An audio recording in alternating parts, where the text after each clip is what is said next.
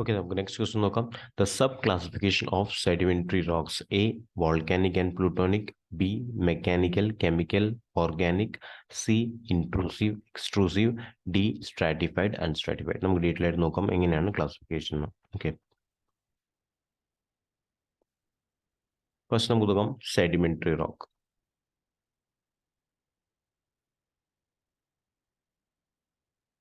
Sedimentary റോക്കിന്റെ classification നമ്മൾ നോക്കുകയാണെങ്കിൽ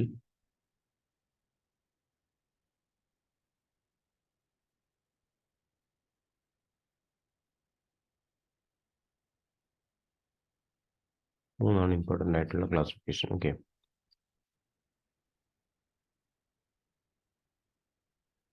mechanical,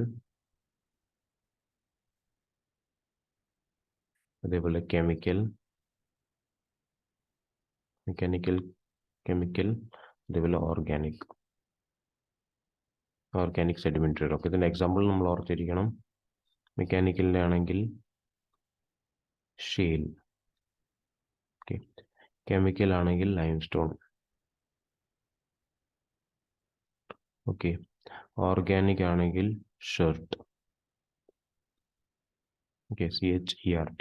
okay, ഇതാണ് സെഡിമെന്ററി റോക്കിന്റെ ക്ലാസിഫിക്കേഷനും അതിന്റെ എക്സാമ്പിളും. ഓക്കെ, നെക്സ്റ്റ് നമുക്ക് നോക്കാം ഇഗ്നിയസ് റോക്ക്. ഓൾറെഡി നമ്മൾ നോക്കിയതാണ് ഇഗ്നിയസ് റോക്ക്. ഓക്കെ, നമുക്ക് നോക്കാത്ത ആ ഒരു പോർഷൻ നമുക്ക് നോക്കാം. ഓക്കെ,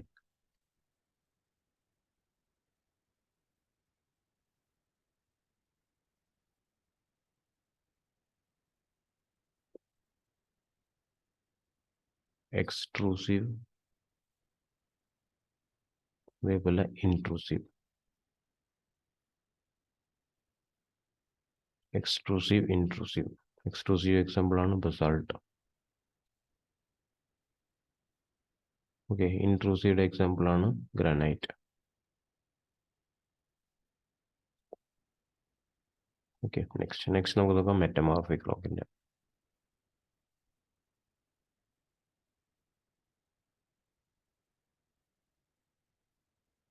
മെറ്റമോർഫിക് റോക്കിന്റെ എക്സാമ്പിൾ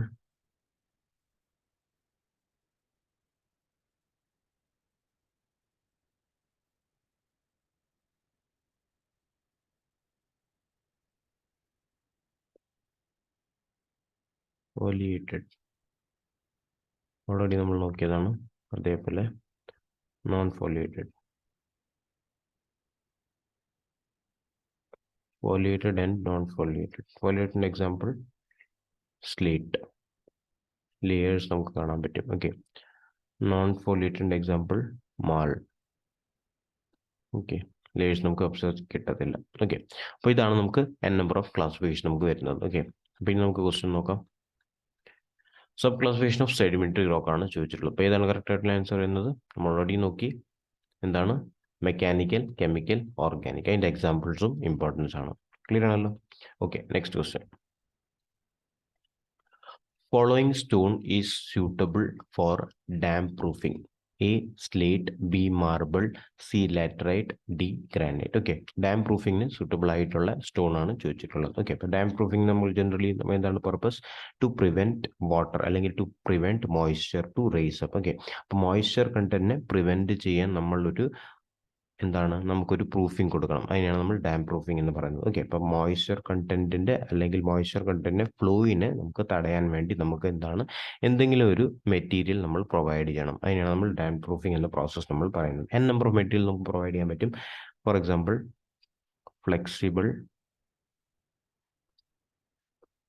ഫ്ലെക്സിബിൾ നമുക്ക് പ്രൊവൈഡ് ചെയ്യാം, അതേപോലെ റിജിഡ് നമുക്ക് പ്രൊവൈഡ് ചെയ്യാം, അതേപോലെ സെമി റിജിഡ് നമുക്ക് പ്രൊവൈഡ് ചെയ്യാം. ഓക്കെ, ഫ്ലെക്സിബിൾ മെറ്റീരിയൽ എന്ന് പറയുമ്പോൾ അതിന്റെ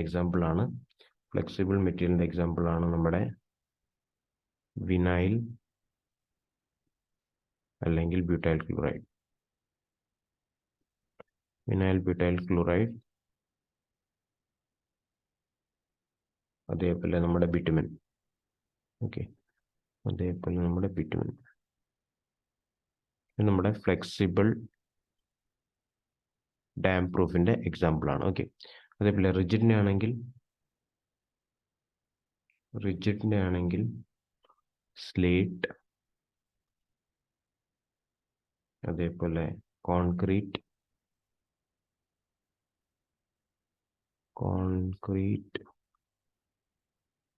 cement mortar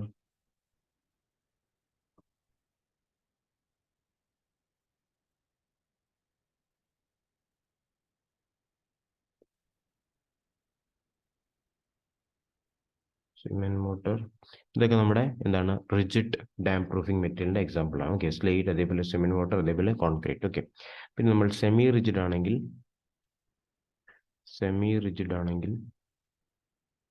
asphalt. Okay, asphalt.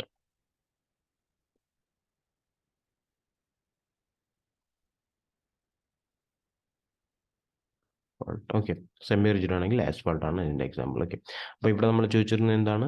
Following stone is suitable for dam proofing. Dam proofing ഏതാണ് സ്യൂട്ടബിൾ ആവുന്നതെന്നാണ് ചോദിച്ചിട്ടുള്ളത്. ഓക്കെ, അപ്പോൾ നമുക്ക് 3 കാറ്റഗറി ഉണ്ട്. ഫ്ലെക്സിബിൾ, നമുക്ക് ഫ്ലെക്സിബിൾ മെറ്റീരിയൽ യൂസ് ചെയ്യാൻ പറ്റും, അതേപോലെ റിജിഡ് മെറ്റീരിയൽ യൂസ് ചെയ്യാൻ പറ്റും, അതേപോലെ സെമി റിജിഡ് യൂസ് ചെയ്യാൻ പറ്റും. ഓക്കെ, ഫ്ലെക്സിബിളിന്റെ എക്സാമ്പിൾ ആണ് വിനൈൽ അല്ലെങ്കിൽ ബ്യൂട്ടൈൽ ക്ലോറൈഡ് അല്ലെങ്കിൽ ബിറ്റുമിൻ. ഓക്കെ, അതേപോലെ റിജിഡിന്റെ എക്സാമ്പിൾ ആണ് slate, concrete, cement water etcetera. അതേപോലെ സെമി റിജിഡിന്റെ എക്സാമ്പിൾ ആണ് ആസ്ഫാൾട്ട്. ഓക്കെ, അപ്പം മെയിൻലി നമ്മുടെ ഡാം പ്രൂഫിംഗ് നമുക്ക് എന്താണ് മെറ്റീരിയലിന്റെ യൂസ് എന്താണെന്ന് പറയുകയാണെങ്കിൽ എന്താണ്?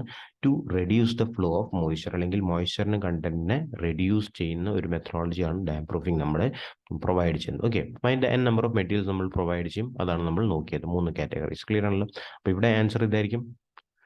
ആൻസർ എ ആയിരിക്കും, സ്ലേറ്റ് ആയിരിക്കും ആൻസർ. ഓക്കെ, അപ്പോൾ ഇത് റിജിഡ് ക്ലാസിഫിക്കേഷനാണ് വരുന്നത്. ക്ലിയർ ആണല്ലോ? Okay, next question. The process of providing smooth face and regular face to stone is known as curing, B. seasoning, C. pitching, D. dressing. Already നമ്മൾ നോക്കിയതാണ്. Regular shape അല്ലെങ്കിൽ പ്രോപ്പറായിട്ട് നമ്മൾ shape provide ചെയ്യണമെങ്കിൽ അതിന് നമ്മൾ എന്താണ് പറയുന്നത്? ഡ്രസ്സിങ് എന്നാണ് പറയുന്നത്. ഓൾറെഡി നമ്മൾ നോക്കിയതാണ്. ക്ലിയർ ആണല്ലോ? ഓക്കെ, അപ്പോൾ ഇതൊക്കെയാണ് നമ്മുടെ ഇമ്പോർട്ടൻ്റ് ആയിട്ടുള്ള ക്വസ്റ്റ്യൻസ്. ഓക്കെ, നെക്സ്റ്റ് ഇമ്പോർട്ടൻ്റ് ആയിട്ടുള്ള ക്വസ്റ്റ്യൻസ് PSC ലെവലിൽ ചോദിച്ചിട്ടുള്ളത് എന്താണെന്ന് പറയുകയാണെങ്കിൽ, ഫോർ എക്സാമ്പിൾ നമ്മുടെ ക്വസ്റ്റ്യൻ ചോദിച്ചത് covering of stones on top of the wall to prevent seepage prevent ചെയ്യാൻ വേണ്ടി നമ്മൾ വാളിന്റെ മേളിൽ നമ്മൾ കവറിംഗ് കൊടുക്കുകയാണെങ്കിൽ അതിന് എന്താണ് പറയുന്നതെന്ന് ചോദിച്ചിട്ടുണ്ട്. ഓക്കെ, അപ്പോൾ ഇതാണ് കോപ്പിംഗ്. ഓക്കെ, ഇതാണ് ഇതിന്റെ ഡയഗ്രാം എന്ന് പറയുന്നത്. Okay, covering of stone on top of the വാൾ. ഇപ്പം നമ്മുടെ വാൾ ആണെങ്കിൽ അതിന്റെ മേളിൽ നമ്മൾ കവറിംഗ് പ്രൊവൈഡ് ചെയ്യുന്നത്. ഓക്കെ, വാട്ടർ ഇങ്ങനെ ഡ്രെയിൻ ഔട്ട് ആയിട്ട് ഇങ്ങനെ ഡയറക്ഷനിലോട്ട് പോകും. ഓക്കെ, അപ്പം നമ്മൾ വാട്ടറിന്റെ സീപ്പേജിന് പ്രിവെന്റ് ചെയ്യാൻ വേണ്ടി നമ്മൾ കവറിംഗ് കൊടുക്കുകയാണെങ്കിൽ അതിന് നമ്മൾ എന്താണ് പറയുന്നത്? കോപ്പിംഗ് എന്നാണ് പറയുന്നത്. ക്ലിയർ ആണല്ലോ? ഓക്കെ, അപ്പം അത് നമ്മൾ ഓർത്തിരിക്കണം. പിന്നെ നമ്മുടെ ക്വസ്റ്റ്യൻ എന്ന് പറയുമ്പോൾ എക്സാമ്പിൾ ബേസിൽ നമ്മൾ നോക്കുകയാണെങ്കിൽ chemical classification of rock. Okay, chemical classification of rock തന്നിട്ട് ഓപ്ഷൻ നമുക്ക് തന്നിട്ടുണ്ടായിരുന്നു. ഇഗ്നിയസ് റോക്ക് ആണോ, കാൽക്കേരിയസ് റോക്ക് ആണോ, അതോ നമ്മുടെ ഫോളിയേറ്റഡ് റോക്ക് ആണോ, അങ്ങനെ നമ്പർ ഓഫ് എക്സാമ്പിൾസ് നമുക്കുണ്ടായിരുന്നു. ഓക്കെ, അപ്പം ആൻസർ എന്ന് പറയുമ്പോൾ കെമിക്കൽ ക്ലാസിഫിക്കേഷൻ നമ്മുടെ ബേസിസിൽ ചോദിക്കുകയാണെങ്കിൽ കാൽക്കേരിയസ് റോക്ക് ആണ് നമുക്ക് വരുന്നത്. ഓക്കെ, അപ്പോൾ അതും കൂടെ നമുക്ക് നോക്കാം. Chemical classification. Okay, chemical classification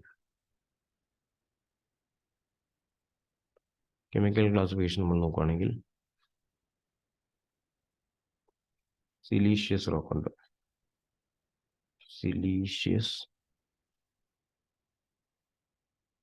siliceous rock അതിൻ്റെ എക്സാമ്പിൾ ആണ് ഗ്രാനൈറ്റ്. ഓക്കെ, അതേപോലെ നമുക്ക് ആർജിലീഷ്യസ് റോക്ക് ഉണ്ട്.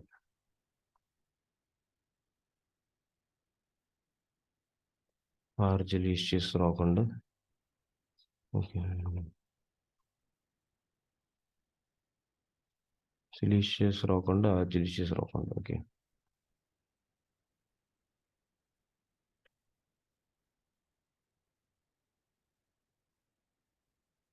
സിലീഷ്യസ്, ആർജിലീഷ്യസ്.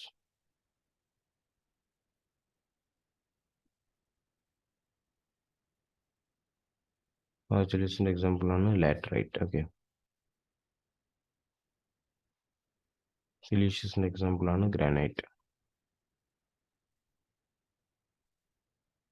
ഓക്കെ, നെക്സ്റ്റ് നമ്മുടെ കാറ്റഗറി വരുന്നത് സിലീഷ്യസ്, ആർജിലീഷ്യസ്, കാൽക്കേരിയസ്.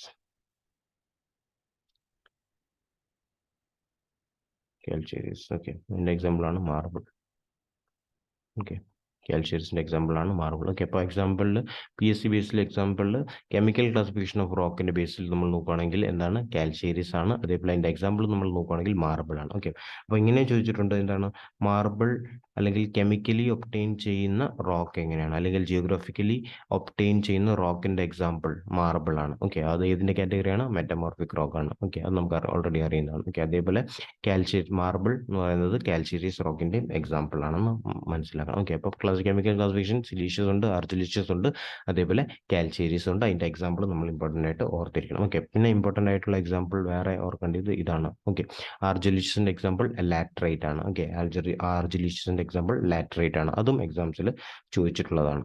ഓക്കെ ആണല്ലോ. ഓക്കെ, നെക്സ്റ്റ് ഇമ്പോർട്ടൻ്റ് ആയിട്ടുള്ള ക്വസ്റ്റ്യൻ എന്ന് പറയുമ്പോൾ ഹാർഡ്നെസ് ബേസ് ആണ്. ഓക്കെ, നമ്മുടെ സ്റ്റോൺസിൻ്റെ ഹാർഡ്നെസ് ബേസിൻ്റെ നമ്പർ നമ്മൾ അറിഞ്ഞിരിക്കണം. ഓക്കെ, അപ്പം ഇമ്പോർട്ടൻ്റ് ആയിട്ടുള്ളത് ടാൽക്കിൻ്റെ 1 ആണ്, അതേപോലെ ജിപ്സം 2, കാൽസൈറ്റ്, അതേപോലെ ഫ്ലൂറൈറ്റ്, ഹെപ്പറ്റൈറ്റ്, ഫെൽസ്പാർ, ഇതൊക്കെയാണ് ഇമ്പോർട്ടൻ്റ് ആയിട്ടുള്ളത്. ഓക്കെ, ഇതിൽ ഇമ്പോർട്ടൻ്റ് ആയിട്ടുള്ളത് ഹെപ്പറ്റൈറ്റ്,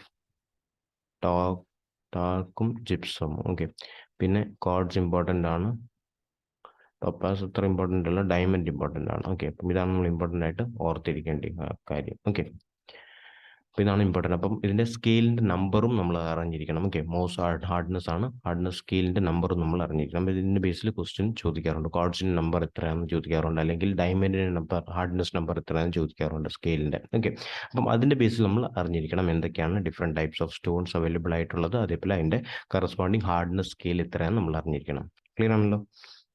ഓക്കെ, അപ്പോൾ ഇതായിരുന്നു നമ്മുടെ സ്റ്റോൺസ് ആൻഡ് റോക്കിനെ പറ്റിയുള്ള ഇതുവരെയുള്ള PSC level plus SSC level plus ഇതുവരെയുള്ള ഇമ്പോർട്ടൻ്റ് ആയിട്ടുള്ള ക്വസ്റ്റ്യൻസ്. ഓക്കെ ആണല്ലോ. ഓക്കെ.